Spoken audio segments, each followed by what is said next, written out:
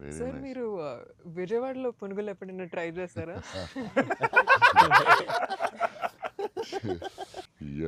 నాకు విజయవాడ పునుకులు చాలా ఇష్టం యాక్చువల్లీ.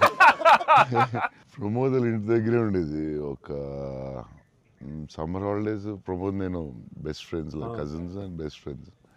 సో ప్రమోద్ ఇంటి పక్కనే ఉండి, సో వాళ్ళ ఫాదర్ మమ్మల్ని వెస్పా మీద కూర్చుని పెట్టి ఫ్రంట్ సీట్లో, నేను front seat, Pramod back, full speed వెళ్ళేవారు ఆయన వెస్పా మీద.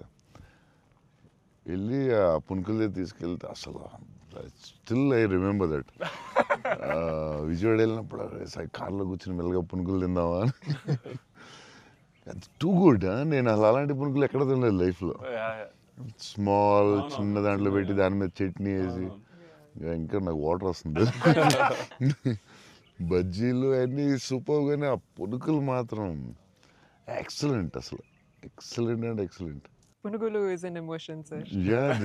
It is seriously. ఎవ్రీ ఒక ఊరికి ఒక ఫుడ్ ఏదో స్పెషల్ ఉంటుంది కదా, దాని ఇంకా వాటర్ వస్తుంది. టూ గుడ్ అసలు. మళ్ళీ అలాంటివి ఎప్పుడు తినలేదు.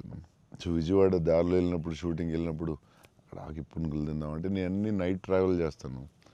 ఇప్పుడు నైట్లో పునుకులు ఉండవు కదా బా అనుకుని మళ్ళీ